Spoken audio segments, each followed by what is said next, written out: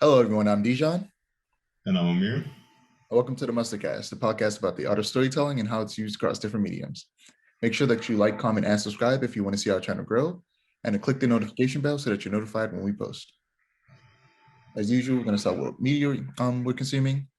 Amir, you can start. And actually, because I don't know if that noise is going to show up in the edit, and last time there was a weird noise happening that I didn't notice, or it might have been, it sounded like it might have been cars or something. I don't know. So just in case, just mute when you're not talking, and just don't forget to unmute yourself when you are talking. Okay, I can do that. As far as media I'm consuming, um, I've been playing Ghost Recon Breakpoint a lot, which when it first came out and I first got it, I didn't really like it. But a video on YouTube caught my eye about like tactical mode or something like that. And I just found out that you can like shoot out lights like Splinter Cell and like go into complete darkness. And so I remodeled my character to look like Sam Fisher, and I've been just like playing it like it's Splinter Cell. That's a lot of fun. I don't play it for too often, or like too often altogether, but it is pretty fun. What else? What else? What else? I've been catching up with everything Fear State. Fear State has been pretty good. Been catching up with Robin, the Robin solo series. It's actually really funny that people just don't know like about Connor Hawk, because like everybody in like the comments of like the each issue and like this latest issue when Connor beat Ravager, like no problem. They're like, how did he beat Ravager? We never even heard of Connor Hawk yet. I'm like, okay, he fought Shiva to near a standstill. He fought Richard Dragon to a standstill, and then Richard in that series later killed Shiva. Well, almost killed Shiva. He was about to kill Shiva, and he's like literally like one of DC's best fighters. Damian stands no chance here. I'm going to laugh when he loses. But I really do hope that Connor makes like a series comeback in comics. I'm really excited about that because he's been showing up in a bit more recently. He showed up in the Green Arrow 80th anniversary. He was in the Asian American or Asian His Heritage Month comic. I don't quite remember what it was called, but he was in that because he is like a fourth Korean or something like that, and he is now a main player in the Robin series. I also like him and Ravager's like friendship. Like I feel like there could be a good friendship between them, and I really hope that blossoms. I just really can't wait to see more from Connor. Like I missed Connor. He hasn't really been around since like 2010. So yeah, good long time without him. Yeah, I feel like most people would say the same thing about if like Richard Dragon came and beat somebody, they like, who is Richard Dragon? And it's like, just because you don't know who they are doesn't change the fact that they're one of the best martial artists in the DC universe. Yeah, no, I'm like he's literally like easily in the top five best fighters in the DC universe, and you guys are like, how did he beat Ravager? Ravager's not even like top 20. Like, no, no, You, no. you know who And we don't Damien's gonna get destroyed. you know who we don't see a lot very often? Karate Kid. We don't we don't see him a lot.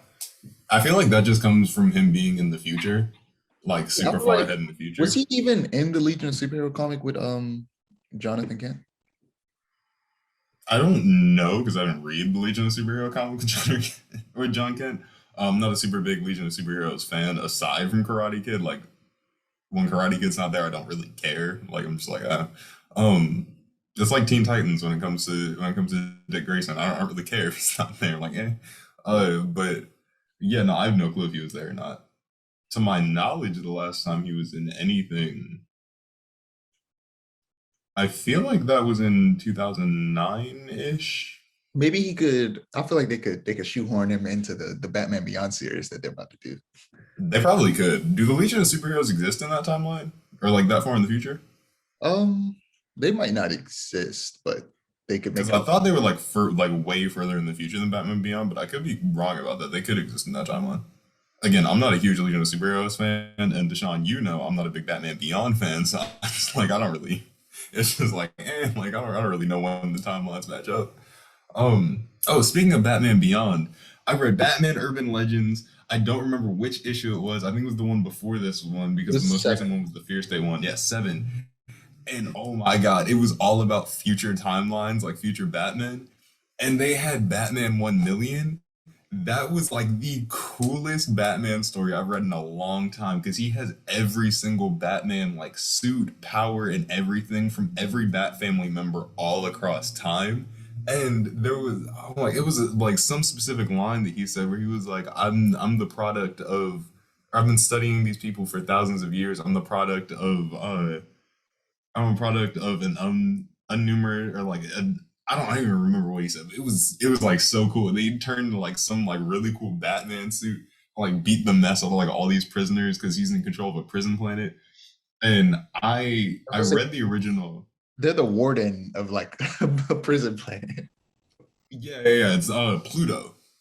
He's the warden of Pluto because Pluto is the prison planet. I remember the original Batman 1 million comic. Like way back in like I want to say like very early 2000s Justice League.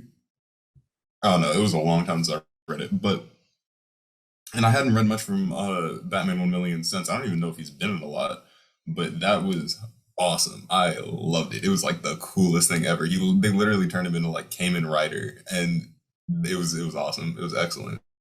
Um, yesterday was it yesterday? Yesterday, I went to the Central Branch Library because we have a very large library here where we live, and I picked up two true crime novels because if you know me, then you know I love true crime. One of them is called Fatal Analysis, the true story of professional privilege and serial murder, and it's basically a.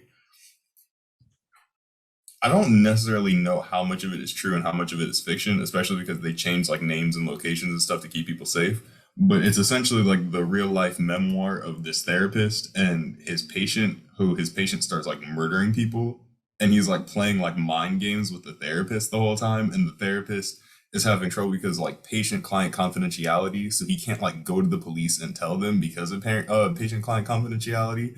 But he also doesn't want the murders to keep happening, and so he's like stuck in the middle, and his patient knows this, and he's like playing mind games with him and like stalking his family and stuff like that. It is really good. I'm about halfway through it. Hopefully, I'll finish it tomorrow. Sounds like the current episode I'm on in You because I started watching You, but we'll get to mine when you're done. Okay, I was just I still haven't watched you at all. The second book I picked up was The Invention of Murder: How Victorians Reveled in Death and Detection and Created Modern Crime. I haven't opened that one yet, and I'm not gonna open that one until I finish Fatal Analysis. But I'm very excited for that. This is a very big, chunky boy of a book. Like this has like I don't even know how many pages. I haven't really flipped through it or anything, but it looks very good, and I'm very excited for it. I think that's about it. I started rewatching Avatar: The Last Airbender, and I've been rewatching Supernatural as well. Oh, and I saw Dune. I forgot about that. I saw Dune. Yeah, I haven't watched Dune yet, so we're gonna save It's that one amazing. for the That's next. all I'm gonna say. It's amazing. Um, There aren't many movies that I would give past like an 8. That movie got like a 9.5 out of 10 in my book. yeah. So media I've been consuming. I saw No Time to Die, 007, James Bond. It was a near perfect film. It's my worry going into it was that I wouldn't understand things because I've only seen Casino Royale. Um, You haven't seen Skyfall? That's the best James Bond movie. I haven't seen Skyfall. I might have to watch Skyfall, but I've You only have seen to watch Casino Skyfall. Royale, and I've only seen Casino Royale once. I want to watch it again, but it's a really long movie, and that's why I haven't watched it again yet. I would have to dedicate It some. is a really long movie. It's really good though. Yeah, it is really good. I would have to dedicate some time to sit down and rewatch it. But yeah, No Time to Die was really good. Wait, real quick.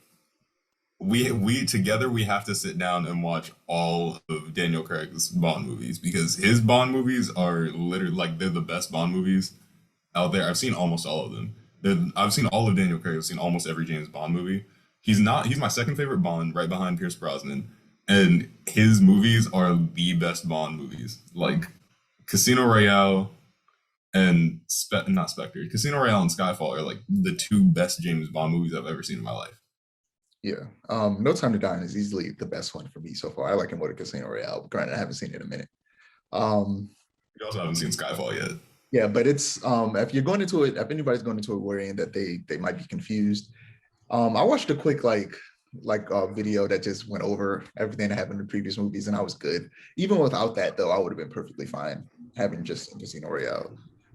you'll be able to understand it. And it's really well paced because this movie is also even longer than Casino Royale. It's the longest James Bond movie, and it's it's about just as long as Infinity War. And it kept my attention the whole time. I was afraid that I would get bored at some parts, but I never got bored. I was focused the whole time because it was very interesting. It was a great movie.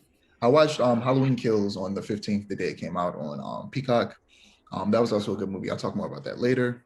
I watched at this well, I watched the first two Fear Streets. I'm gonna watch the last one today on Halloween. By the way, I forgot to mention it's Halloween. I'll talk about that later. But yeah, we're gonna talk about Fear Street later. Batman: The Long Halloween. I watched those two as well. On How'd you like them? How'd you like them? How'd you like them?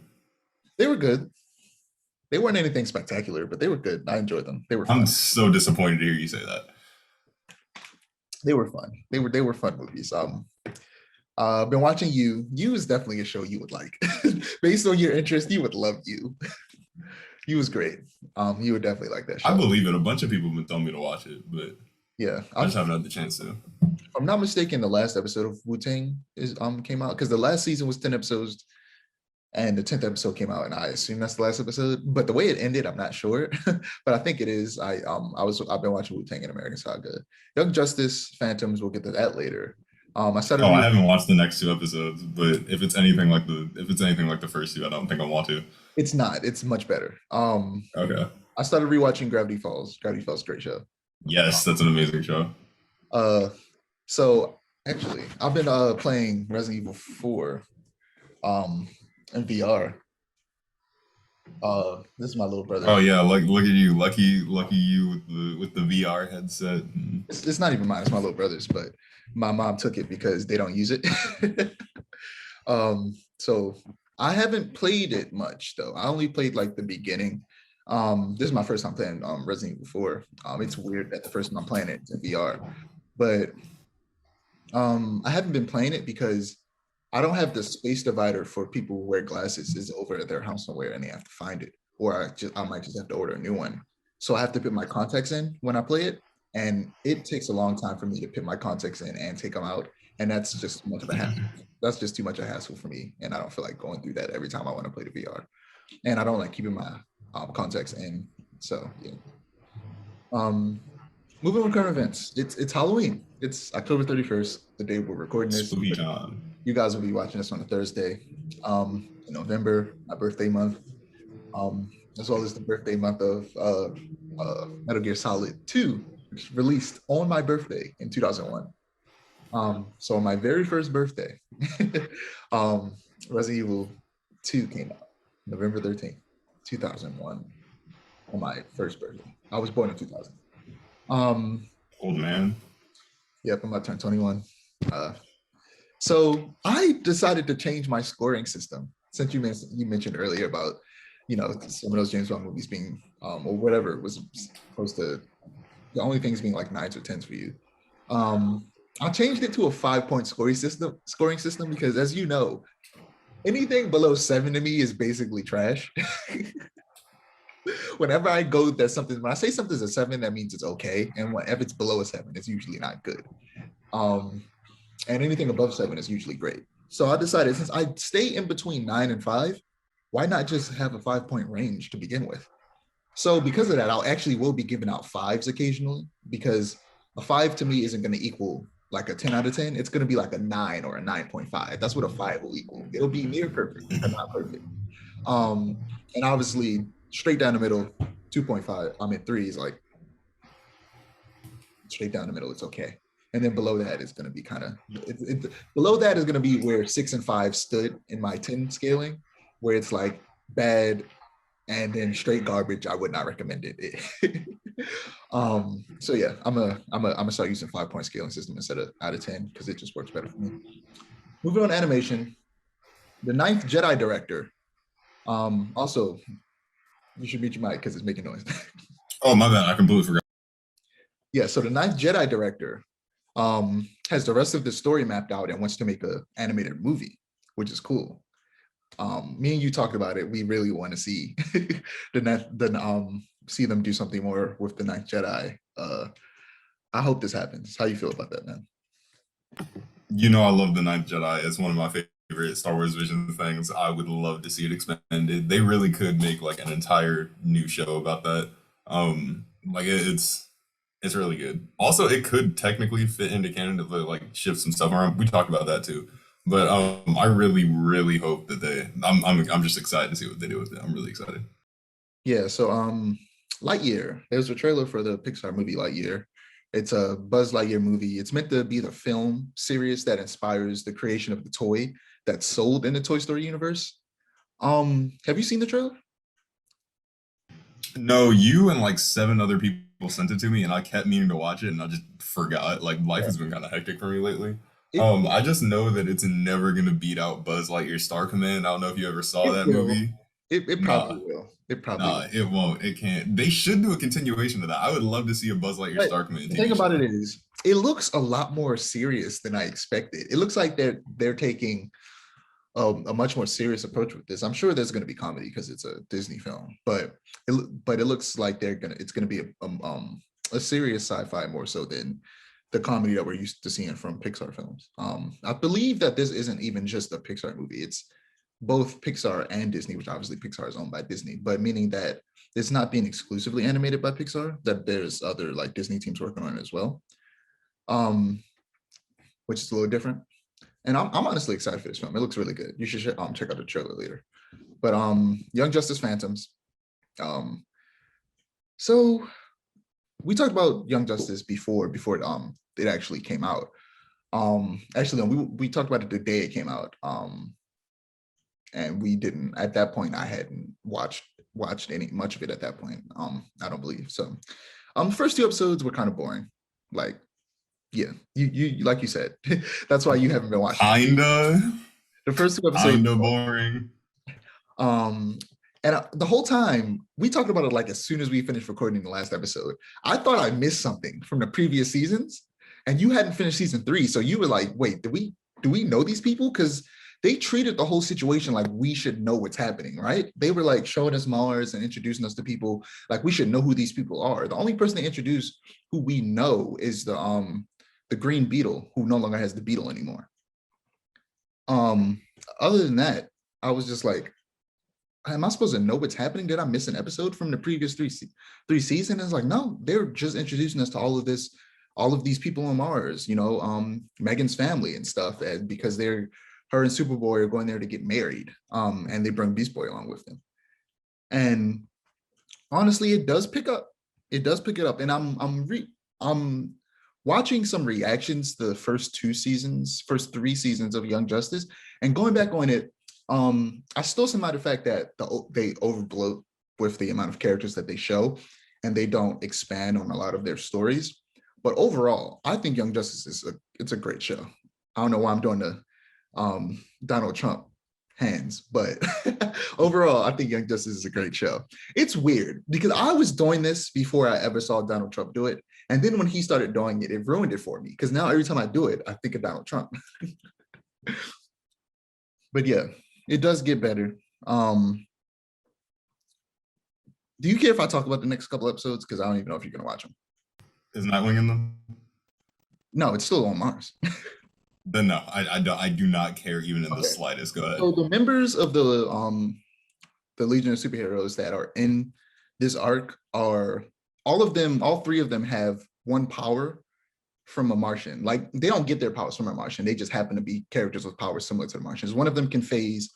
One of them, Saturn Girl, can do telepathy, and one of them can shapeshift, which I thought was interesting. The 3 Legion members that they sent after them were the 3 members that, have powers similar to Martians. I don't want to spoil what happens at the end. You should watch it.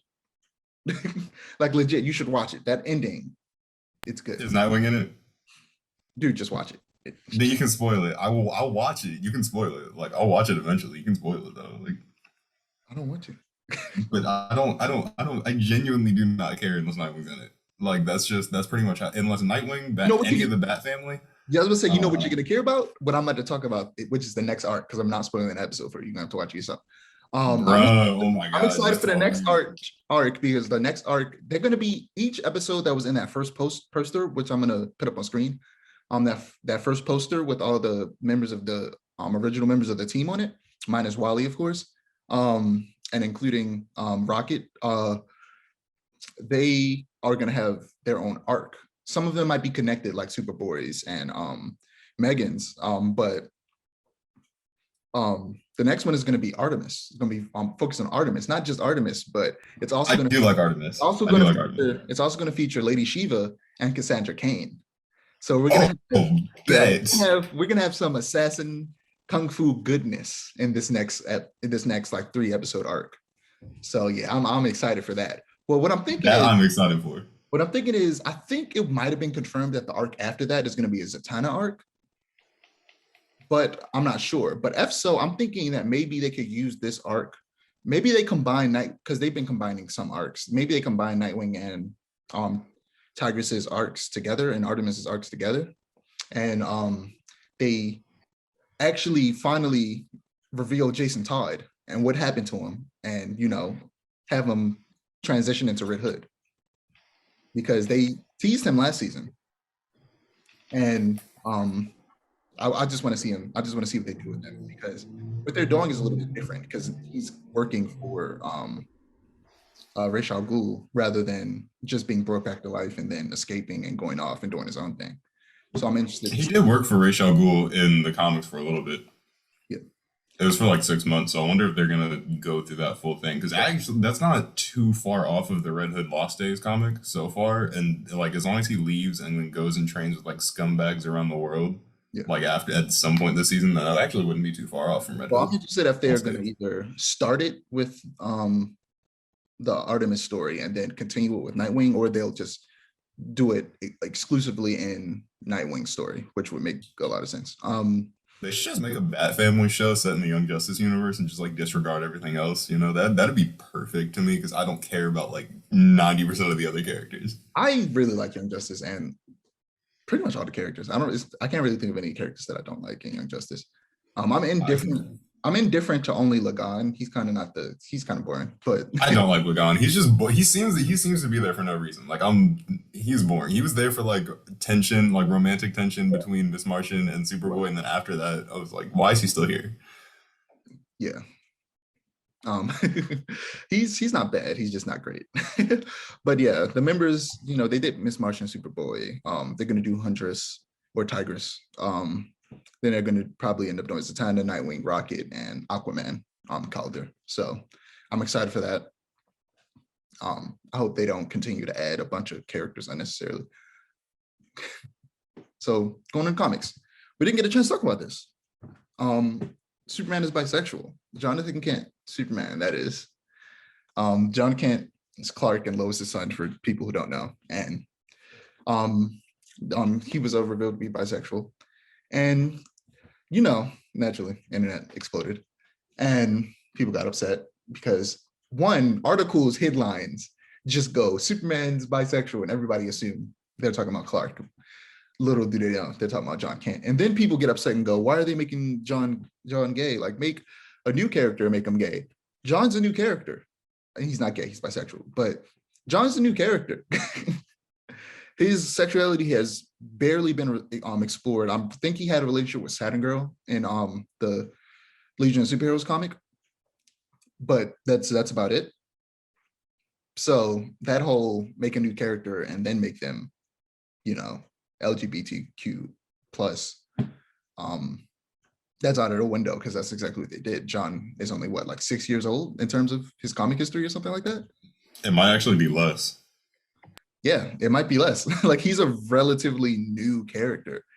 So that whole make a new character thing is just out of the window. Yeah, new character and he's bi. People are still going to be upset.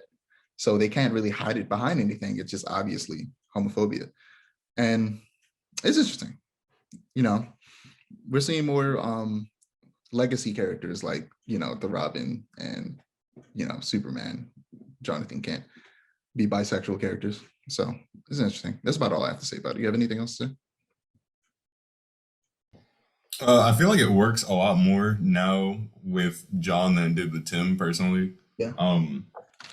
But like, it works for Tim for people who like loved him like you do and like saw the signs. But for people who don't and have only read a couple of Tim comics and didn't see the signs, then to them it feels random. And It still also, wasn't executed and the way it was like executed was also horrible. Horrible. that was like the worst. It works much better with John Kent though, like all around.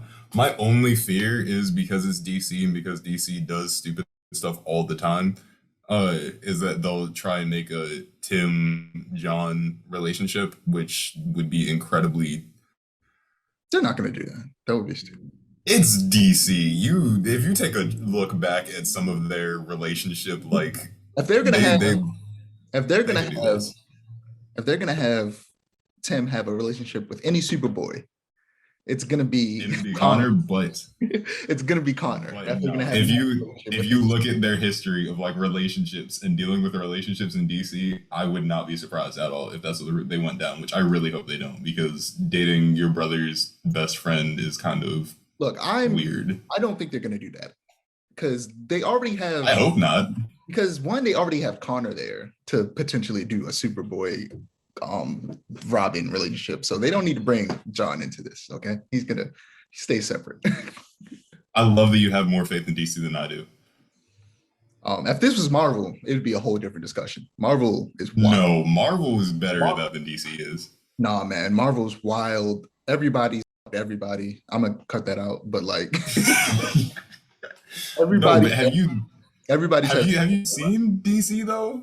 Have you seen DC though? Because I'm gonna continue that statement with Catwoman and Batgirl and their obsession with making both of them screw literally everybody in the Bat family. Has Batgirl been with Batman in the comics? Yeah, and Batman Beyond, and the Batman Beyond comics. Yeah, Oh, see, that's that's different. where that came from. Batman Beyond always ties directly to the animated series. That's different. It's different. Okay, that is true. That is true. Outside of the animated series, she doesn't mess with Batman. Like like all the other ones are still a little weird, but it's not as weird as if it was Batman, who's basically her. I wouldn't be surprised though, because I don't know. I haven't read the Batman Beyond like comics like outside of the animated universe. I wouldn't be surprised if that actually does. But also, that, you're judging them on a lot of the stuff they did in like the early 2090s, where they did a lot of weird stuff, especially with women characters around that time period. Oh, they absolutely did. And I don't. No question about that. I think they're past that. I think they're way past that. You have much more faith in DC than I do. That's all I'm going to say. You have much more faith in DC. So, coincidentally, when you started reading X-Men Blue, I was reading The Astonishing X-Men, which was really good. I was looking for a place to start getting more into X-Men, and it was a good starting point. It was fun. I actually finished after I finished the first two volumes, which were a compilation of Joss Whedon's run. I jumped and tried the run after that. The very last issue was really good and made me want to continue reading it, but I'm gonna hold off and read the rest of Astonishing X-Men later. It ran for a long time, so who knows when I'm gonna finish that. Harley Quinn animated series comic tie-in issue number 2. I read that. It was really good. Again, it feels like an episodes of the show. The art style is great, and this is my second favorite couple in DC, so it's fun. Hardware is still setting up the plot and characters and their relationships. I particularly like the mentor relationship he has with Static. The art for Dennis Cohen is continues to be amazing, even though, like I said before, it's this one old white man that he draws differently in every single panel. Every time he shows his face, he looks different. It's weird. But overall, the comics is great. Icon and Rocket is much better in this third issue than it was in the second issue. I like the first issue. It was setting things up. It was showing off Icon's origin and Rocket's origin. And then the second issue felt like things were moving too fast. But with the third issue, it slowed down a bit and started to explain things a bit more. So, in the pacing department, it got a lot better, and they discussed some really interesting topics. It really focused on how Icon and Rocket busting drug syndicates across the planet are affecting the global economy, and how their next steps after disrupting the drug trade is to prevent people from getting back into situations where they feel like drugs are the answer. It's really cool to see how they're attempting to change the world. And also, they basically confirmed that this takes place in the Dakotaverse again, rather than the main DC universe, because Superman was murdered when he was a baby. Like there's this other Wait, what? there's this there was this alien dude who Icon fought when he was like decades ago, and critically injured him and almost killed him. And also, like, he worked for the U.S. government. And when Superman came to Earth, the government sent him to kill the baby. So yeah, Superman's. That really doesn't surprise me, but like from a real life standpoint, that really wouldn't surprise me. I feel like that's probably something the government would do, but But yeah, that's still horrible. yeah, it's definitely horrible. But yeah, Icon and Rocket's really good. Like I said before, give us a movie, give us a animated series, something. I need some more Icon and Rocket, but we're gonna get a lot of Rocket in Young Justice, so that's cool. TV and film. So I meant to talk about this last time, but we were focusing on fandom. Guardians of the Galaxy. Will Poulter has been confirmed to be Adam Warlock. He's from that famous "Wait, you guys are getting paid" meme. I'm interested to see what he's going to be like as Adam Warlock. I feel like Adam Warlock should have showed up in Infinity War. I felt like that was a missed opportunity, but I'm glad they're finally going to use him. He's gonna be Adam Warlock with the eyebrows. It's gonna be great. So James Gunn said that, I'm going to read it verbatim. It says, "In my incredibly subjective and admittedly often odd opinion, we'll be introducing one of the greatest MCU characters of all time in the Guardians of the Galaxy holiday special." So I'm wondering, and my first thought was the Marvel. They already introduced Shang-Chi. I don't understand. What? That doesn't make sense. My first thought was that was the Marvel's version of Santa Claus. That they were going to introduce the mutant Santa Claus. That's like I would love that. I would literally pay to see that. I really hope it's that. Some people were saying that some people are saying Adam Warlock, but we know he's going to be in the third movie, and I don't think they're going to show him in the holiday special first, which the holiday special is supposed to come out before the movie. Some people are saying Nova, which I could see them introducing Nova in the holiday special, but it would make more sense for him to be introduced in the third movie. But yeah, I'm not sure who it would be. My only guess is Santa Claus. Santa Claus or Nova. Any guesses you think it could be based on? I want it to be Quasar. I really want it to be Quasar. It could be Quasar. That didn't even run through my brain. It could be. I wanted to be Quasar so bad. I have been wanting to see Quasar in a Guardians of the Galaxy movie since the first Guardians of the Galaxy movie, and he hasn't been in any of them. Because my first introduction to Guardians of the Galaxy was in Avengers: Earth's Mightiest Heroes, and that version had Quasar in it. And ever since, I've been like, yo, I want Quasar, and we haven't gotten Quasar. And I'm like, where's Quasar? Come on. Yeah, that didn't even pop in my mind. But so Batman and mental health. Reportedly, Bruce Wayne will be struggling with mental illness throughout the Batman, the Matt Reeves film, and it will be his it will tie to his mother's past troubles with mental illness as well. So that was apparently leaked by a person who also leaked the Uncharted trailer, which we'll get to in a minute. That sounds interesting. I want to see that because he definitely has a mental illness. That's always been a part of his character. People always say, dude, you dress as a bat and you go beat people up. That's not what a normal person does, bro. There's something wrong there. You should probably talk to someone. And we're gonna see that happen in the film. Also, people point out at the end of the trailer, like I saw it and kind of just ignored it, but like he's like walking through a cave with like a torch and there's like people behind him. And people are saying that's probably going to be the moment where he realizes, he should stop being this angry monster that just goes around destroying people and should actually actively try to help people and actually be a hero. That would be fun. That's going to be a fun movie. I'm excited for it. I know you're excited for it. Anything to say before we move on to Miss Marvel? Not really. I mean, like, it makes sense that he'd be struggling with mental health in this movie. I mean, Batman is like depression, OCD, a couple other things. Like, it really doesn't surprise me. He definitely has anger issues. It really doesn't surprise me. I'm like, that's just kind of like, I mean, he wouldn't really be Batman without. A lot of superheroes really have them. Yeah. I know Spider-Man has mental health issues. Daredevil has a lot of mental health issues that they really dive into in the comics. It's just like, it makes sense. I mean, like, I don't know. They kind of started. Yeah, especially since most superheroes lose loved ones like every 5 days. Like, Yeah.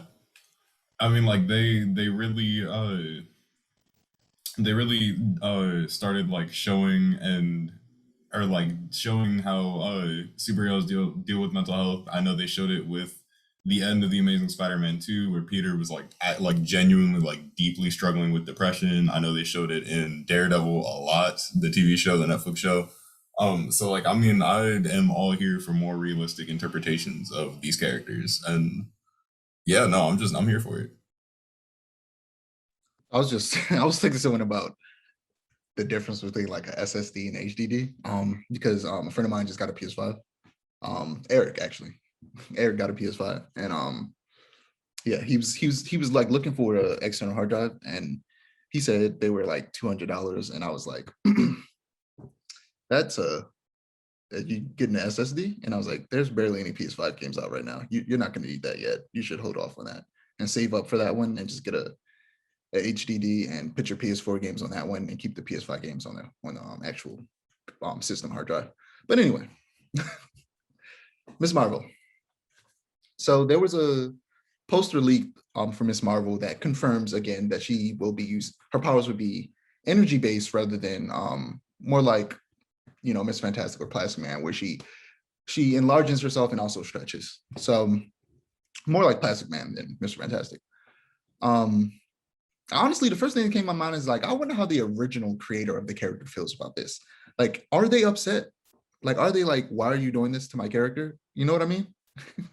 Like, is the original creator? You didn't hear it, but because I was muted purposefully, but when you mentioned Miss Marvel, I grabbed my pillow behind me and just kind of screamed into it because I'm like kind of infuriated by this because it really makes no sense to actually change the character like this. But whatever. Honestly, I think it would be more expensive to have these changes rather than just sticking with her original Oh, it powers. wouldn't, because the original powers would need like like as close to realistic as possible, like skin textures, and like that would be a lot. You have to make a realistic looking and big in limbs and person. Well, with the person you could just do, that's a whole different thing. But with the limbs, Honestly, you can just kind of enlarge her. Like, just like, yeah, you can kind of do her on green screen in her regular body. But like, yeah, yeah, with the limbs it has to be realistic, but also with the energy you have to do lighting effects. But you can also yeah, do, no, yeah, let's say, that's but my point. There's like you'd have to do lighting effects rather than just like yeah, but you wouldn't have skin. to do the lighting effects necessarily in like with CGI. You could use an actual like purple light, which would actually be better because it would show it off realistically instead of trying to make it artificially. But yeah, there are different, um costs to both. But yeah, I'm upset, but not that upset. I think I'm still hoping the show's going to be good. And it also, they aren't like straight up changing what her powers are. The goal is to change how they look visually because they want to make it more distinct from Mr. Fantastic, which I think is unnecessary, but I understand why they're doing it. Um, because like I said, like Mr. Fantastic stretches, whereas she can also stretch, but she can also literally change the size of her body, where that's not something that Mr. Fantastic can do. He stretches his body out, but he doesn't like get bigger like Ant-Man. Like that's what she can do. Um, but yeah, for the most part, it's meant, obviously this is all based on rumors because we haven't got a trailer or anything, other than that little snippet that they showed at the funders event a long time ago. But essentially, like, she's gonna still make gigantic limbs. It's just gonna be covered in energy, and she's probably still gonna grow. But it's gonna be like Long Shadow and Young Justice, the Native American kid who's based off of Apache Chief, who could like make a giant version of himself, but it was made out of energy instead of it being himself. Literally, what they did with him is exactly what they're doing with her, because the Apache Chief made himself big, but in Young Justice, Long Shadow made an energy projection of himself that was huge. And that's kind of what they're doing with her. So, any more to say about that other than that you hate The only thing I have to say is that I hate it. That's pretty much it. it? Yeah. So, I'll assume you've seen the Cowboy Bebop trailer. of course, and I loved it, and I'm actually pretty excited for the show. Yes, I'm so happy you liked it because I liked it too. It looks good. It honestly looks good. Um, so we actually have two trailers to talk about because they had the Lost Session and an actual trailer that they dropped. So we have two trailers to talk about. So you saw the Lost Session trailer that was essentially like it felt like kind of like Edgar Wright Scott Pilgrim how it was edited. With the panels and breaking through the panels and the way the camera panned. I liked it. I wonder if they're gonna incorporate any of that into the actual episodes though. Based on the trailer, it won't be a thing that they're going to be doing regularly, but I wonder if every now and again they're going to incorporate that Edgar Wright kind of editing and camera work. How'd you feel about that first Lost Sessions trailer? I liked it. I really kind of hope they do incorporate that into the show. If there's one thing, well, no, because I actually did genuinely like Iron Fist, the Netflix show. I know a lot of people didn't, but one of the things I did really like about it is that in some of the combat scenes they did that where like they would like cut in and it would look like a comic panel, and I love that, especially like the elevator fight scene. I really like that, and I think that's something that a lot more like superhero comic book. I know Cowboy Bebop. Not, I don't think Cowboy Bebop has a manga. I know Samurai Champloo had a manga after the anime, Well, but they both were originally anime, but I didn't know Samurai Champloo had a manga, but I know Cowboy Bebop had a manga afterwards. yeah, Samurai Champloo had a manga and a video game, like a couple video games. But neither of them were very good. The manga took place after the anime. The manga wasn't terrible, but I didn't know Cowboy Bebop had the same things. They're both made by the same studio. So, but apparently not. But I still like. I do really like it when they put in stuff like that. Like it's pretty good. It's pretty cool, and I'm very interested in seeing how it goes. I do wonder whether or not because I there were a couple lines in the trailer that made me question if the show took place after the anime. It doesn't. Like the yeah, no, I figured that it didn't, but like there were a couple lines where I was like, that doesn't really make sense if it just took Yeah. place like So yeah, because they're definitely making some changes. Like one of the big ones that they showed in the most recent trailer is that Spike isn't Spike's real name. That's a name that's like a name that he made up after he left the syndicate.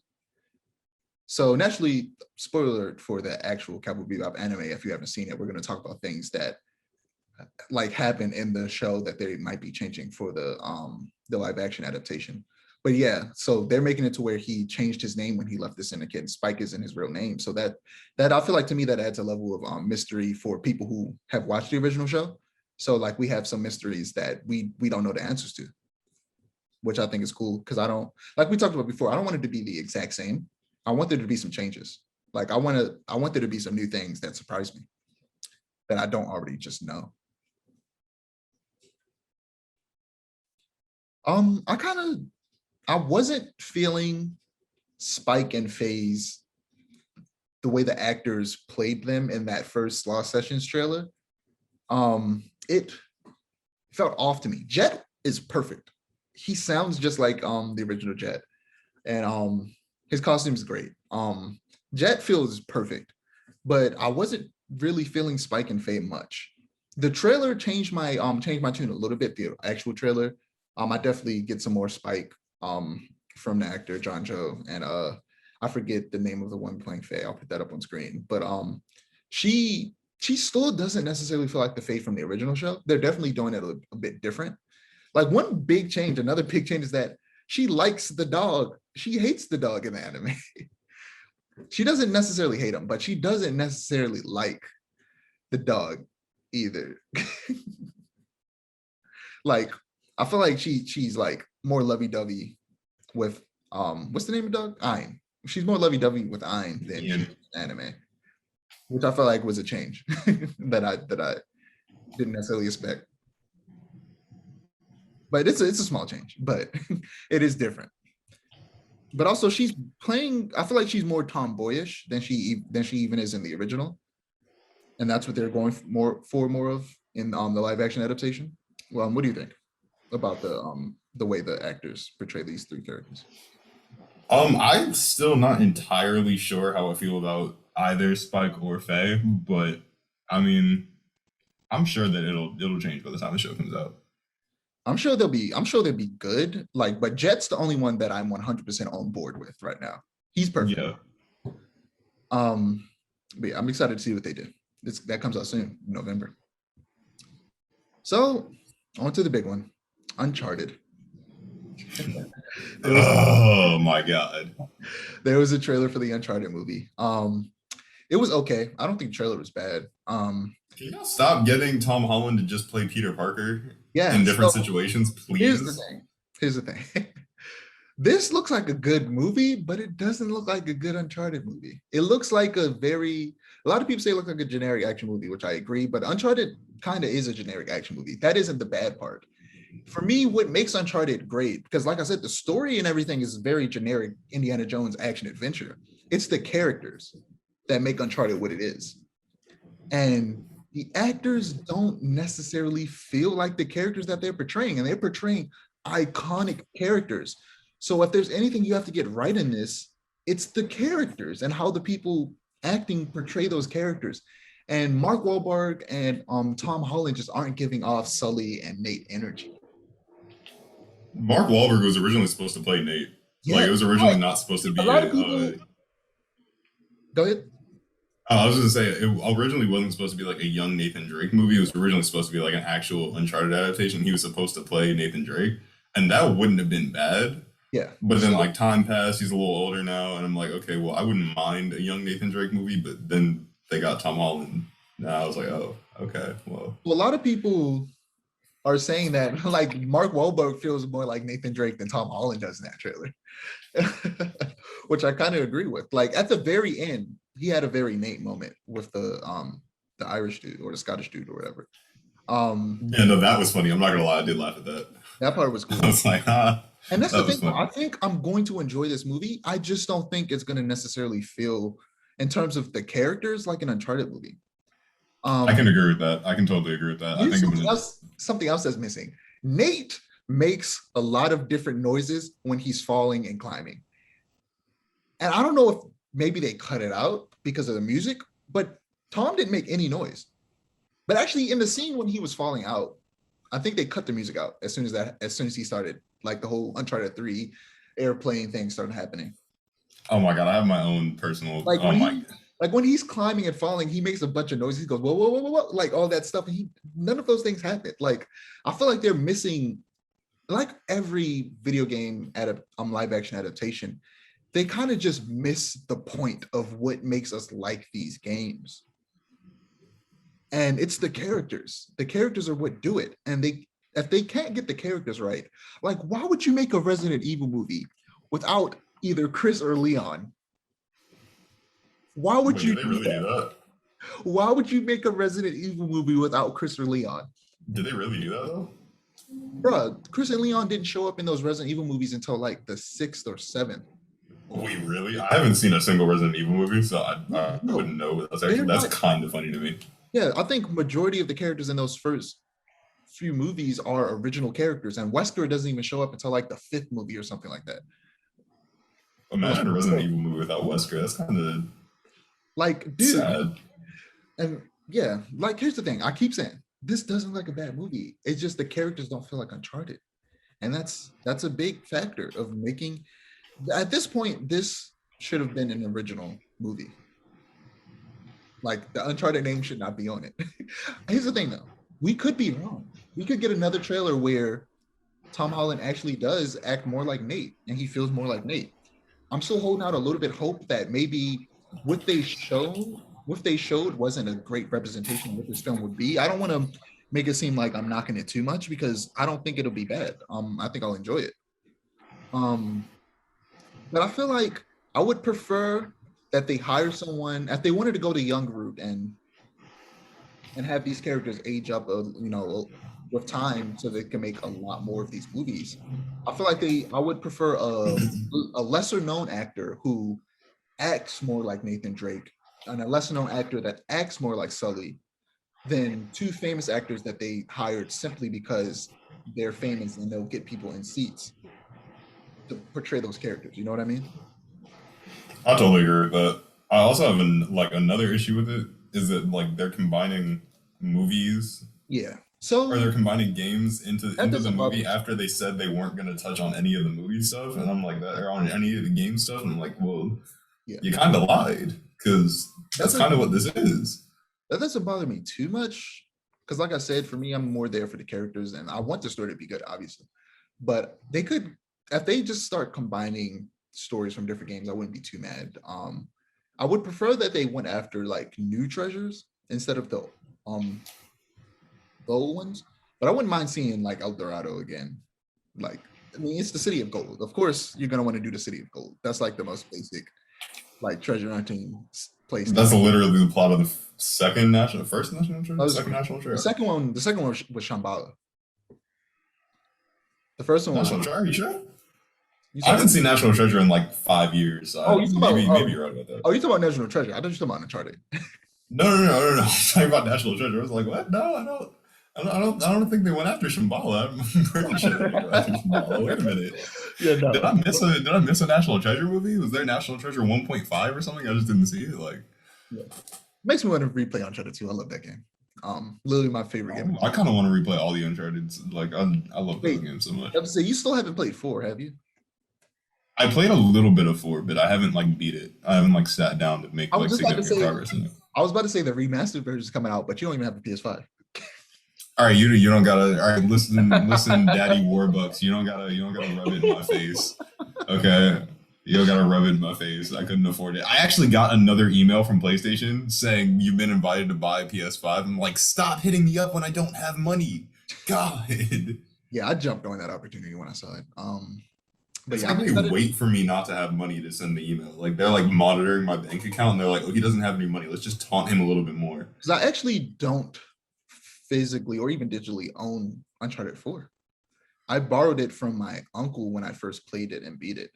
I don't And you own never it. give it back. You little thief. No, I give it back. Terrible. I give it back. I don't own it. So I'm excited to replay it remastered because I played every other Uncharted game more than one, except for the first one. I've only played the first one once. But all the other Uncharted games I played more than once. I don't want to play the first one again, honestly. That boat level, I hate it, and I'm not doing that again. The boat level ruined the entire game. Yes, it literally, I never want to play that again because of that boat level. I hated it so much. But That boat level wasn't even the worst part of the game to me. Like I love the first Uncharted game, but that wasn't the worst part to me. I wonder if they're gonna stick with the whole like they do with Indiana Jones and they do with Uncharted, where at the end something supernatural randomly happens every time. I mean, in Uncharted, supernatural stuff happens all the time. Yeah, the only time supernatural stuff doesn't happen is in the fourth one and Lost Legacy. So like those are more grounded, but like the first three, supernatural stuff happens all the time. It's great. The last level of Uncharted 2, just because you got me thinking about Uncharted levels that I hate. The last level of Uncharted 2 has got to be like my least favorite boss fight in video game history. That was so stupid. Yeah, you just have to run and gun. You just have to run in a circle. And the whole arena is like super confusing. Like it's like a weird little maze, and like you die so many times just trying to figure it out. Yeah, because it's a lot of jumping and climbing. Like it is so confusing, and I thought I was just bad, but I came across a Reddit post talking about like some of the worst video game boss fights in history, and that was on there. I was like, oh, thank God, I'm not the only person who like was actually terrible at that boss fight. I'm used to it because I played it so much, but it's definitely annoying. Right. So on to Fair Street. So you've only seen the first two. I've seen all three. You were just saying how you liked the second Fear Street, which is heavily inspired by Friday the 13th more than any other Friday film. Yeah, and I love Friday the 13th. Don't get me wrong. Like Friday the 13th is one of my favorite slasher franchise. Maybe it is my favorite slasher franchise. Maybe Halloween. I don't know. It's definitely one of my favorite slasher franchises of all time. But there's just so much that movie does so well. I think that now that not too long ago, me and you were talking about how there was a rights thing going on with Friday the 13th. And recently, that just got settled, so they could finally start making some more Friday movies. And if they do, I really want them to take inspiration from Fear Street. I feel like what makes Fear Street work as not even just the second movie, but all around all three of them is that you like the characters. And I feel like with all the Friday the 13th movies, you don't care about those characters. No, I do not give any like no, I don't care about any of They're those just characters. I care they're about just Jason. stereotypes. They're just stereotypes that you see in slasher films. Horny teenagers, the smart kid, the nerdy kid, and all that, the jock, and then they get murdered. Like that's and there's the final girl. That's what happens every single time. But with Fear, Ironically, oh go ahead. no, what were you gonna say? I was just saying, ironically, I care about Jason more than like literally any of them. And I'm like, yeah, like I'm rooting for Jason the entire time, but it's just Yeah, like they're not exactly likable characters. Like, yeah, that's the thing I feel like with most slashers, even the new Halloween movies. Like I feel like they don't make you. What will make the film have more impact is that if you cared about every single one of the characters. Like they all were compelling characters. So when one died, you were upset. Like yeah, I feel like that's what a lot of slashers in general are missing, characters that you care about, so that when they die, you're upset about it, or a character that they purposely make you hate. So when they die, you're happy they're dead because you hated that character. Like I feel like yeah, that's what slashers are missing. Are likable characters, just characters that you like. So when you die, definitely. I can definitely agree with that. because the kills are good, but like I need some characters with some depth that I can hear about. Like the characters in Fear Street are actually likable. They are more than just stereotypes. Yeah, And this is based off a book series by R.L. Stine. You know, he writes a book in like 5 minutes. So like they're gonna make more of these movies. he And sneezes out books faster than James Patterson. Like those, the James Patterson, Tom Clancy, and R.L. Stein are like the three. Like and Brandon Sanderson. Those are like the four like gods of just writing books because they sneeze every time they sneeze. A new book comes out, and they have sneezing fits all the time apparently because they have like ridiculous amounts of books. if I'm not mistaken, I think George R.R. Martin might have had like it was like some interview or something where he was with R.L. Stein. No, he was with Stephen King. And he was asking Stephen King, how do you write so fast? Because George R.R. Martin is notoriously known for taking a long time to release his books. Oh yeah, I forgot. Arl or not Arl Stein. Stephen King has a lot of books too. I completely Yeah. forgot about that. He makes a lot Stephen of King money. has a ridiculous amount of books. There are like five authors with like they just don't stop. They wake up, they write, they go to sleep. Like Yeah, that's it. people buy them and they be making that money. And they're good books for the most part. I mean, I haven't read many of R.L. Stein books. I haven't read.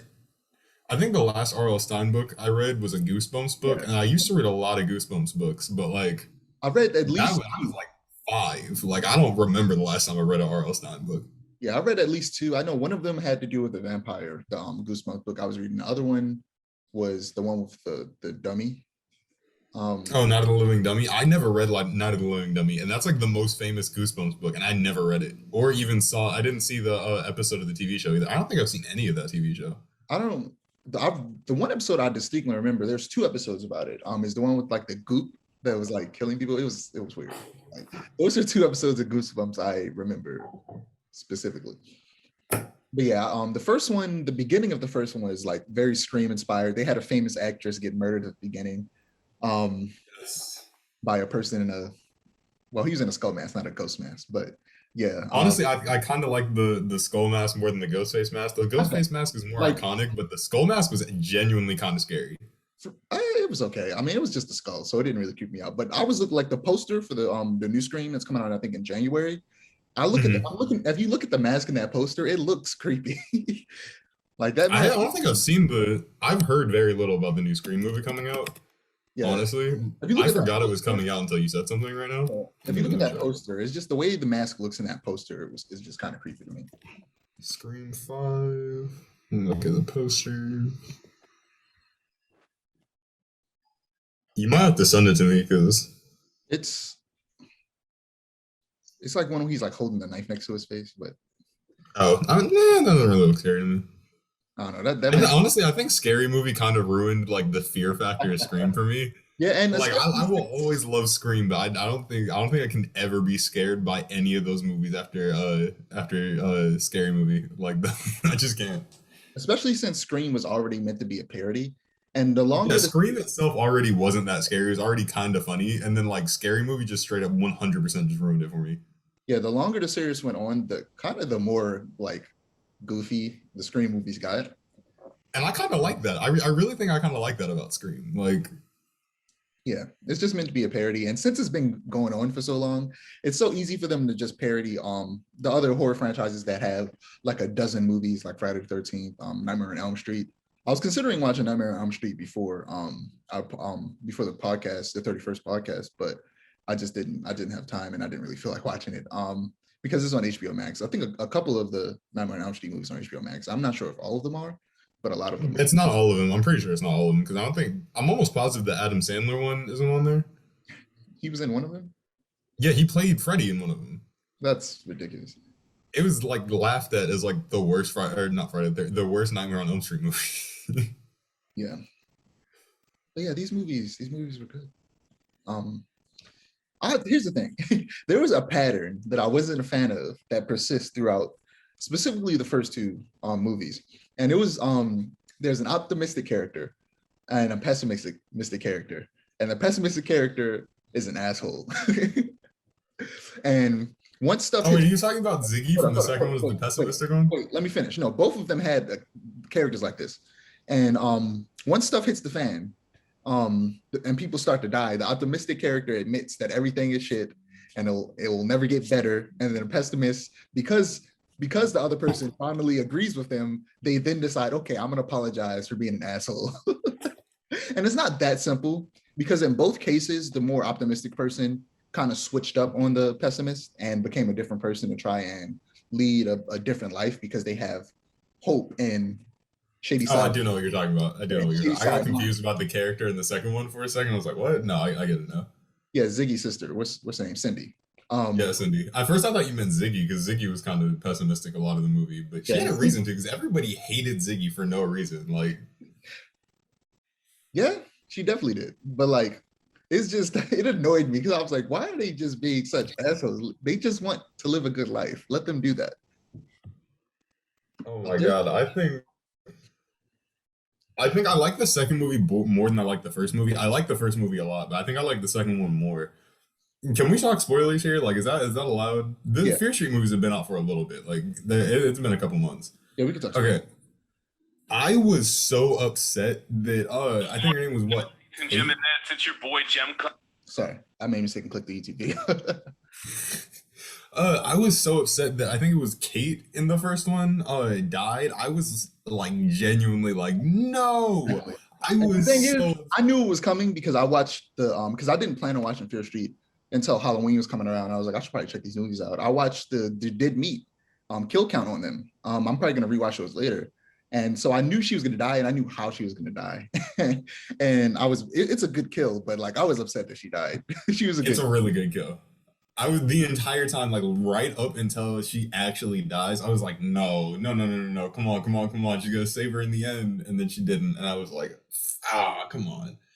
Yeah, for the longest time, I didn't like that other dude, but I feel like he came around at the end where I actually I liked him. liked him. I started liking him towards the middle-ish of the movie when I'm trying to remember. I think it was around the first hospital scene. No, because the end of the movie that wasn't a hospital. That was a school.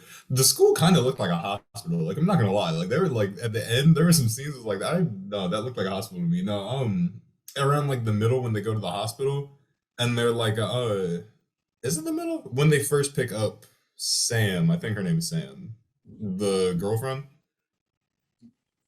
Yeah, Yeah. It was when they first went there to go pick up Sam or like argue with Sam or like tell her you're her boyfriend or control or something. And I really started to like him because he just started being really funny. I was like, hey, like I really like him. I was hoping that he would get more shine, but then he died. So but yeah, without spoiling the third movie because I know you haven't watched it yet. Um, I don't think the beginning was as boring as people say it is. I honestly found it interesting, partly because of the time and place it took in. But yeah, I like the third one.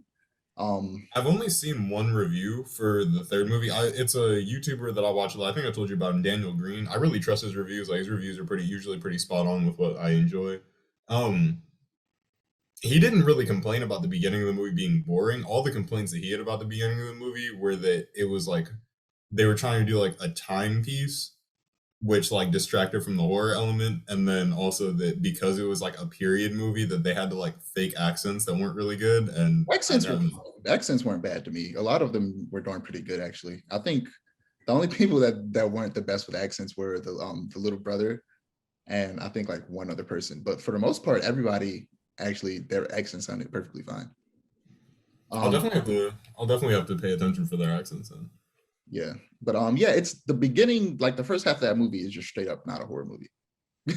Okay, Like yeah, I'm fine with that. yeah, I get that criticism because the beginning of the movie is it's not a horror movie. It's an origin story of like Sarah Fear and like what happened and why everything is happening. And then the second half gets back into the chase and the back into modern day and what's happening and how they're gonna figure stuff out. I think one thing that, for me at least, really makes this movie series work is that something that I feel like a lot of horror movies really miss out on. That I feel like a lot of horror books really. That's why I typically read a lot more horror than I do watch a lot more horror. Is that horror lends itself really well to like a mystery aspect, and like I feel like horror movies don't delve into that mystery aspect, but it is heavily present in the Fear Street movies, where like there is a genuine mystery going on, and you're solving it along the way. And I really want more horror movies to do that because it's really good. Yeah, definitely. That's definitely something that I feel like this yeah horror movies in general lend themselves to, but especially this one. Sorry, my screen was being weird. I hope that doesn't No, look you're good. dramatic. It might. But yeah, I don't have much else to say, especially since you didn't see the third one yet. We could finish that discussion next time. Okay. So Yeah, I'm very excited to finish it because it looks really good. It I'm looks excited really to really good. see, where they go with future movies. Because they're definitely gonna make more. Maybe they'll because this felt more like I feel like this series would lend itself to being the next whatever they do next with Fear Street actually being a series rather than a movies because these three movies felt like three really long episodes of a show. I feel I like can see that. it could really lend itself to being a series about like with I don't know like 6 episodes something like that. That could be cool. I could definitely see that. I know that if they do continue this, which they probably will, but if they do continue this, I'd want to see it. I do like the fact that like the furthest up to or the closest to modern day that they have is 1994, which is technically where the quote unquote present day is. But I would love to see them like actually reach into the present day. It's funny because sometimes it didn't even feel like it was 1994. Like sometimes it It felt like didn't. modern day, and then I would only remember that it's not 1994 because no one pulled out a smartphone, and then and they were like pick up like a regular like an old phone, and I'm like, oh yeah, this is in 1994. Yeah, I'm sitting there like this could really be just like I think we had talked about when I had seen Batman Soul of the Dragon or whatever it was, and I was like, this doesn't feel like the 70s, it just feels like a stylized modern Gotham City. Like I could really see this being like modern day. They just need to start like pulling out like phones instead of going to landlines every time. I just kept forgetting that this took place in the 90s, but also like some of the actors are like, despite what they look like, are like 28. So like the main character, Yeah. I forget her name. I was looking up the actors to see how old they were, and a couple of them are like 28. And I'm like, if they wanted to do one that takes place in like the like 2010s, they could do that because the characters are literally they're real life, like their actors are actually that old. They're Yeah. like 28 years old. So if they do one like 15 years later, they're that age. I was definitely looking up some of the actresses just because I had to simp a little bit. Some of them Yeah, kind of cute, yeah, but yeah. I had to look them up because obviously I'm not about to be like, oh no, yeah. Ziggy was 19, or her actress is 19. Katie's actress is like 25. Her sister is older. The main character is 28. Um, there's someone else who was 28 that I can't remember. It Yeah, was one no, of the they other were. teenage characters that was 28. But yeah, they're a lot older than they look. I was gonna say it definitely kind of surprised me because I would have fully believed if I hadn't looked. I would have fully believed that they were like actually the ages of the characters I because they was don't look very old. yeah, I was definitely sipping Cindy. I was like, okay, what's her name? But yeah, let's wrap this up. But the last thing in TV and film, Halloween Kills. So I watched Halloween Kills. Um, and honestly, I liked it, but I wasn't feeling it at first. First, like 20 minutes in, much like the first Halloween, I feel like the same way about the first Halloween. The first 20 minutes of the very first Halloween in 77 is kind of my alarm for this podcast just went off. But because this is normally the time we would start recording. Actually, no, an hour from now. This is my alarm to remind you. But yeah, like 20 minutes in, they're introducing characters. I wasn't feeling it, but it picked up. There were murders that I enjoyed. As weird as There were murders. as weird as that sounds. There were some good kills, but I wasn't feeling it too much. But it picked up. It picked up real heavy. And quickly. The movie revolves around a theme of like mass hysteria and fear as the entire town discovers that Michael is on the loose and bands together to stop him. As you can imagine, it results in a lot more kills. He kills way more people in this movie than he does in the first of the reboot. It touches on the idea of like mob mentality and the negative effects it could have. I'm not going to spoil what happens at the end, but I like the implications of its ending and what it's setting up for the final film in this trilogy. I enjoyed it. It was good. The ending. Yeah, don't spoil it because I haven't seen it yet and I want to. I'm not even going to say I just haven't had the chance. It caught me off guard. It caught me off guard. But yeah, I'm not going to say anything more than that. So moving on to video games. God of War is moving to PC. Actually, I'm not even sure if that was confirmed or if it was just a rumor, but I'm pretty sure. No, it's confirmed. Yeah, so actually, console wars people, I hate them. Because as you know, I am the type of person who always says, I like debating, I like arguing, whatever you like to call it. I do it all the time, and it's natural. It's something that humans will always do because we'll never 100% agree. It's just you should do it. You should be respectful about it. I swear to God, I just got scared because I thought I saw somebody in the background of my. Michael heard you talking about him. That's horrifying. Don't do that. I used to be terrified of Mike Myers. He said, "Don't do that." I'm sorry, that was too funny. I often just sit in my room in the darkness and imagine him just walking in. But it's always. Why would you torture yourself like that? That just doesn't make sense. But I'm not doing it on purpose. My brain just does it. And I always imagine that he comes in and it's actually my little brother who's taller than me, so he's tall as hell, with a knife and the mic dressed up as Michael Myers, just walking into my room and me punch him in the face, and I'm just like, bro, why would you do this? I kind of wish that I knew your little brother so I could tell him to buy a Michael Myers outfit and like screw with you on Halloween. I really wish oh man. You trying to get me to fight my brother? That would be hilarious. But yeah, it's okay for both Xbox and PlayStation to put their games on PC. It doesn't change the fact that they're exclusive to those consoles. It's not like they went and put the game on Xbox. It doesn't invalidate the exclusivity of the game. And plus it allows more people to play it at higher fidelity. So yeah. GTA Trilogy. You heard about this? They remastered. I saw the trailer. It's on my list. I have a list of, like a notes thing in my phone of like all the games I want to buy that are coming out. That's on there. I really want to get it. I actually recently cleared mine because I got most of those games that are on my list. I need to make a new one for the upcoming games that are coming out. But yeah, it's gonna have GTA 3, Vice City, and San Andreas. It's $60. A lot of people are upset that it's $60, but it includes 3 remastered games. Like, I understand some people are upset that they aren't selling them individually because a lot of people don't want all 3, which is fair. Yeah. I can understand that. I can understand that, but naturally they're trying to maximize the amount of money they can make, so they're selling them all together. So you're forced to pay that full price. All I'm thinking about is Hondo Onaka. I made a profit. Like that's all I think about. Anytime I think about like video games or any type of companies, is all I can think about. Yeah, and so what's interesting that they're doing is that the remastered version of GTA 3 will be on PS Now.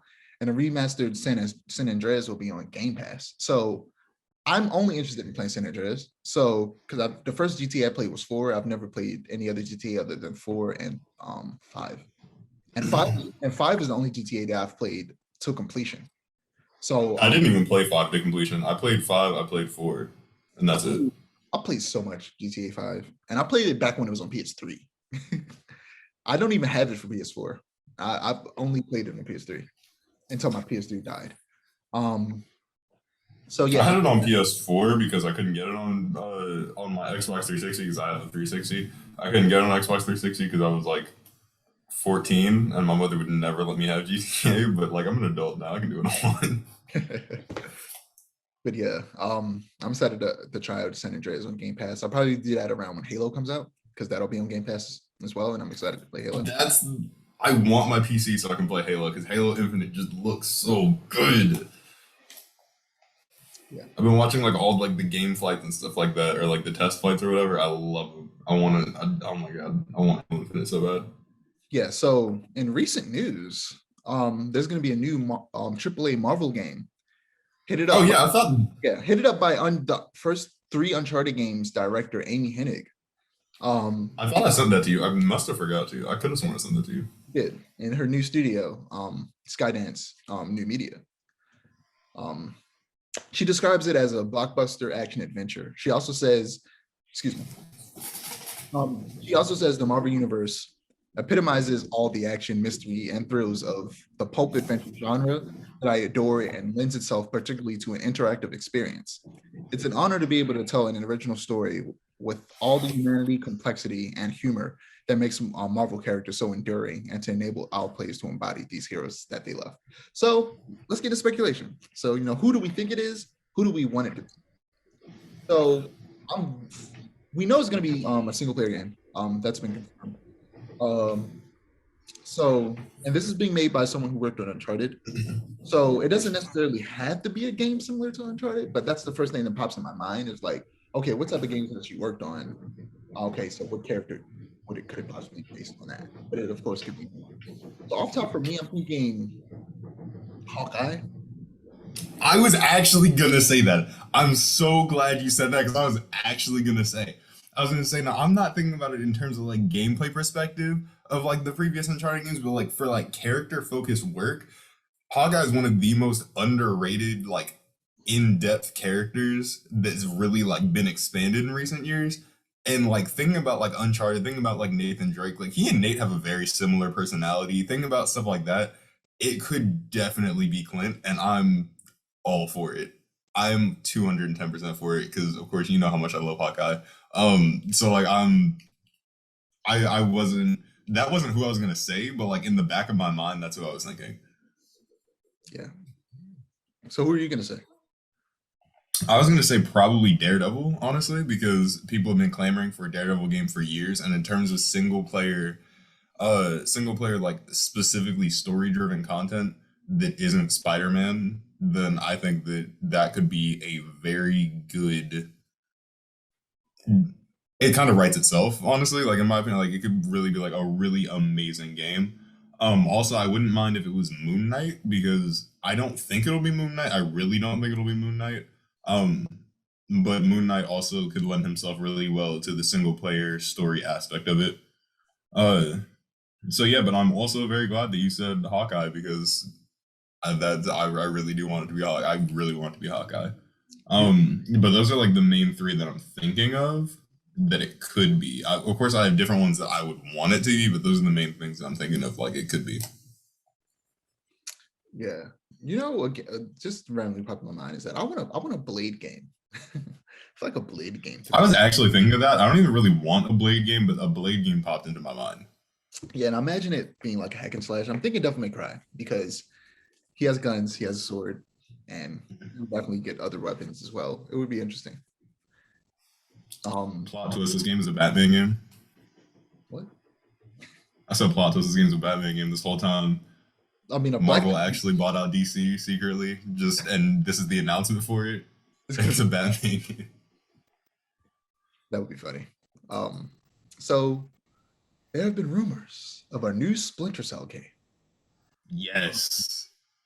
I can't be too excited at the prospect because modern Ubisoft games are obsessed with open world and RPG, and I don't think that's a good fit for Splinter Cell specifically. Um, like we talked about before, I'm afraid of like a MGS5 type situation where the map is big and empty. um, and I told you to curb that. I think they should go with like 2/3 to half the size of their usual maps, and instead make the maps taller and denser, similar to something like Dishonored, allowing for more verticality and buildings to enter, which I think if that's the case, then an open world Splinter Cell game could work tremendously well. I told you, I think that, and I still stand by this. I think that an open world Splinter Cell game, the blueprint should be Ghost Recon Breakpoint because the one that's already incredibly close to Splinter Cell as it is. I think taking out some of the survival aspects of Splinter Cell, or not Splinter Cell, of Ghost Recon, and like just like adding in some more like darkness and light cover things because the darkness system in this game isn't perfect by any means. Um, but I think that putting in like some more like darkness aspects, darkness and light mechanics, and taking out a lot of the Ghost Recon Breakpoint survival mechanics because this game is in its essence like ignoring all the Ghost Recon or ignoring all the Splinter Cell stuff. It is in its essence supposed to be a tactical survival shooter. Like you're thrown onto this island, you have technically like no friends, no home base. You're just there to survive and get a job done. And I mean, like just like taking out the survival elements of that, I would really love it. Like I think it'd be really cool. Yeah, I'm interested to see what they do. So last but not least, the Saints Row reboot. So Game Informer I has been forgot that it was coming out. I gotta add that to my list of games I want to buy. yeah. Do So that real Game quick. Informer has been their cover story is going to be Saints Row, and they are doing they're just doing a bunch of like I don't even know how to say it. I don't know how to describe it. They're doing a bunch of I'm, my brain isn't working right now. It refuses to figure out what word works in this situation. But they're talking about Saints Row a lot, and they're talking to the developers, and they're giving us a lot of information. And here's the thing: I will always be upset that there are no returning original characters to the game, but the game does still look interesting nonetheless. Um, their initial advertising sucked. Here's the thing: also mute. Oh wait, meet myself on. It sounds like there's a train running behind you, but like, Yeah, here in this building that I live in, for some reason, when it gets like really windy, there's like something like some kind of outdoor panel loose that just like knocks itself repeatedly against the side of the building. They need to fix it. I don't know why they haven't, but when it gets really windy around where I live, it sounds like the boiler is exploding. But anyway, um, so their initial advertising sucks. Like, I think it's weird to reboot of Sirius, but to try your damnness to make everything to make the trailer look like something completely different from what it was before. I understand trying to do something new and different and just all around be different, but to completely throw away what people loved about the original series would is kind of weird. Like those characters were the face of the series. When you think of Saints Row, other than its goofiness, you think of those characters because those characters added to the goofiness. The main cast of characters didn't need to be the original Saints, the original, Saints. They just needed to be around. You just needed to know they existed. But they repeatedly say like no old characters are going to be in this. But it's like, why? What do you have against the old characters? Like, what's wrong with having both a mix of new and old characters? I don't get their stance on that at all. But it still looks cool. The gameplay they're showing off looks fun. I'm still excited for it. I just need to see a lot more. They're slowly showing us bits and pieces. They refuse to show us the character customization. I really want to see what that's like. They keep claiming that it's going to be like one of the best character customizers on the face of the planet Earth, but so did Cyberpunk, and they lied. So we'll see. That's all I have. You have anything to say before we end this?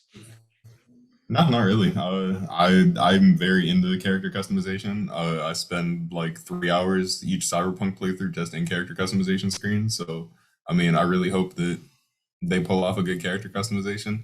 The best character customization in a game that I think I've ever played. I want to ask you this: what the best that you've ever played is? I gotta say,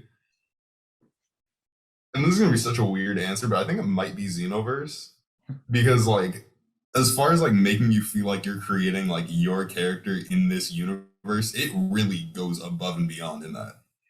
Yeah. So mine's is probably also, it might be weird. Mine's will probably be one of the WWE games.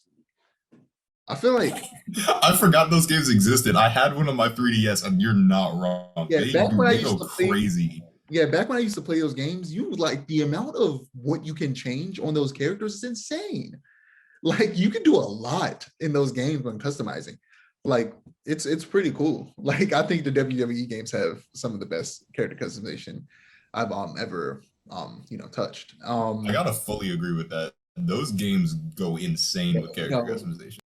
as black men, it's it would behoove us not to mention how they have very little black hairstyles in video games in terms of character customization, and it sucks. And that's something that needs to change, and it's slowly changing. Like for example, Monster Hunter recently released something on their social media. I saw it get retweeted by someone where they added like 3 more black hairstyles. One of them was cornrows, which was trash, but the other 2 were like, one of them was my literally the haircut I have right now, and I was like, oh, like, oh, a regular haircut that you just see black guys wear all the time in a video game. Tell me it isn't real, because usually they just have an afro, cornrows, Giant unrealistic afro, cornrows, dreads, or dread. like dreads. Yeah, no, That's those are it. like the only 3 hairstyles. They I'm don't like, even there's no give you, fades. they don't even give you a basic lineup and fade. Yeah.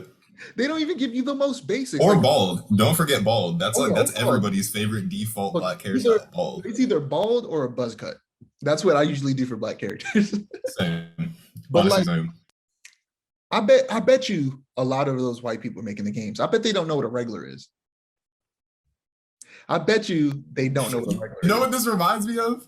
Did you see the RDC World video where he was like, "There's no black hairstyles in games," and he called the company, Yeah. and they kept adding hairstyles. That was like, bro, remind me to send that to you because if you haven't seen that, it's hilarious. You gotta watch that because it reminds me so much of this conversation. Like they don't even have a regular haircut. And for people watching this who don't know what a regular is when your hair's cut low and it's even all around and you got a shape up. That's it. That's a regular. A regular is your hair is just cut low, it's even, and you have a shape up. That's a regular. We don't even get that, let alone a crisp fade or a temp. None of that. It's crazy. Um, but yeah, we got a little bit more time before we hit that 20-minute mark. You want to talk about the long Halloween? I would love to talk about the Long Halloween. This has got to be like my new Yeah, favorite animated Batman movie. let's not talk about it too much because I don't want to go 2 hours. But Okay. we got like 15 minutes to talk about the long Halloween. So I liked it. I liked it. I enjoyed it. I like the mystery. I've never read the comic. I should probably do that. Yeah, you really should. But like the spoiler, the reveal of who it wasn't the biggest mystery. I kind of figured it out early on. But the thing is, I forgot about it. And low key, they did a smart thing where when they killed the son at the end of the first movie, it made you immediately go, well, it couldn't be his girl because why would she kill him? But Yeah. also it was at that moment where I also was like, it probably is because he was about to say who she was, but then he got shot before he could say it. And I was like, well, at first my mind was going between the two. It was like, it couldn't possibly be her. It couldn't possibly be her. But also I was like, but he was about to say her name and we didn't get to hear it. So it probably is. But also the moment I really figured it out was when they mentioned that like when they went in there and they saw the Ohio State, Ohio University or whatever flag. And then they kept mentioning that he didn't go to Ohio State. And I was like, well, then if he didn't go to Ohio State, then she must have gone to Ohio State. So it's her. But I was gonna be mad if it was Two-Face because I was like, man, that's too easy. I was fully convinced that it was about to be Two-Face. I really was. I thought the movie was about to end and it was gonna be Two-Face, and I was gonna be upset because that's so easy. Also, I knew that it wasn't. you Oh my god. Is it? Oh no, I was just. How close is it to the comic? Not that close, honestly. The comic is Don't a tell me. lot. Old. Don't tell me who the killer was. I'm gonna read it. I won't tell you who the killer was. The comic is well. because not telling you who the killer or that kind of like changes like my whole perspective on everything I was about to say. Yes, I've been But very smart. You can't spoil that for me. okay, they were very smart as to okay, the comic is a lot less action oriented. There's a whole lot less action in the comic than there is in the movie. The thing is, the even when I was watching the movie, I felt like there was like little to no action. Like I was watching, like there's really not a lot of action in this, and also Batman's a trash ass detective in this. I did love that. I loved that line where oh, like just about everybody in the movie was like, "You're really bad at this detective stuff." And then Bruce, when he was alone with Alfred, he was like, when I was first becoming Batman, I didn't think I'd have to be this much of a detective." I'm like, okay, that's actually kind of funny. He was like, I just want to beat people up. Yeah, no, I thought that was Look, I hilarious. low-key want to see that happen in the Batman film because he's just angry and beating people up. And He's just mad. I feel like at some point somebody's gonna be like, hey, you're gonna have to be a bit more smart than this. You're just like beating criminals up. That's not how this works. Oh my god. I mean, granted, that's how police officers do it in real life. They You're just not wrong. You're not wrong. Most of the detective work is done by either like detectives who haven't really like who are kind of like done with the whole like just randomly attacking people on the street, or by the forensics teams. So like, I mean, uh, I'm sorry. I Say what mean, you you know how I feel about cops. That's all I'm gonna say. Um, but yeah, no. As far as accuracy goes, it's not like the most accurate. But it doesn't do a bad job of adapting it. I will say that they kinda, and when I say kinda, I mean like really kinda, not really, but kinda changed who the killer was. Like I don't really know how to say that without spoiling it, yeah, but like just don't say anything else. Just move on. okay. But that Chinatown fight scene, I loved that Chinatown fight scene. That Chinatown fight scene's got to be one of the best Batman animated fight scenes I've ever seen. I went back and replayed that fight scene like 12 times, and I still watch it from time to time. Like not even the whole movie, just the fight scene, because that was an Oh yeah. amazing fight scene. I forgot to mention earlier, now that we're talking about like animated Batman, that like Batman and Young Justice is one of my favorite versions of Batman. Oh, same. Because they show his humanity so much. Like And one of my favorite scenes between Dick and Batman ever is when he's training doing his gymnastics in the basement, and then Alfred oh, comes and up, then they play basketball. like Master Wayne wants you, and he goes up and he just tosses him the ball, and he's like training, and he's and he was like, I forgot what he said, but then he said 2-2, and he was like, if you think you can take me, and then they just played basketball, and I was like, that was so sweet. And also the line where Yeah, he's just like, one woman is like, you're trying to train him to be you, and he's like, no, I want him to be different or whatever. Like, it's like that version of Batman is just so good. I really do. I love that version of Batman, and in my opinion, it's one of the more accurate versions of Batman animated, or the anime versions of Batman, because like Batman in the comics isn't just some deplorable monster who just like goes and fights people. Like he's an actual human with like, and he actually like the Robins are his children. Like they are his family. And they lean into that in the show.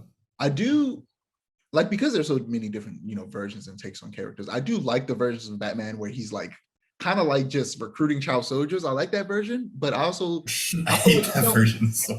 yeah, I feel like we also need more of that version of Batman where he's shown to be human and actually like, for example, there's a great moment in Batman, not Batman, but Justice League Unlimited where he, and it's actually I think it's the very last episode of Justice League Unlimited where they what's his name, Terry, like this is essentially like this was after Batman Beyond ended, so they were kind of capping off the story of Batman Beyond with the very last episode of Justice League Unlimited. And like Terry was talking to like Barbara, and he was talking to Amanda Waller about like about Bruce, because and they were telling him the story of how he had saved this one girl that was about to essentially blow herself up in Nuka City. And Amanda Waller wanted to kill her to stop her from doing that, but Batman found another way to essentially talk her down and keep her from doing what she was doing, and it really showed the humanity of Batman, and I loved it. And like I think we need that more. We need to see that more often. Yeah, I fully agree with that. That side of Batman isn't shown enough, Yeah, but like that's outside the comics. yeah, but that's all we got for today. I'm I'm glad we got to talk about the Long Halloween just a little bit, but I'm gonna have to read that comic so we can get in a more in-depth discussion about it. I'm gonna let you know now, real quick. Dark Victory, in my opinion, is better than Long Halloween. I know that's like a pretty hot take. Like a lot of people aren't like super into. A lot of people talk about Long Halloween. They don't talk about Dark Victory. Dark Victory is the sequel. If you like Dick Grayson, you're gonna want to read Dark Victory. That's all I gotta say. Okay, so as usual, you can find my ads below me, and you can find Amir's ad below him, along with the Muskrat's ad. Don't forget to like, comment, and subscribe to our channel if you want to see more storytelling content, and to click the notification bell so that you're notified when we post. Peace.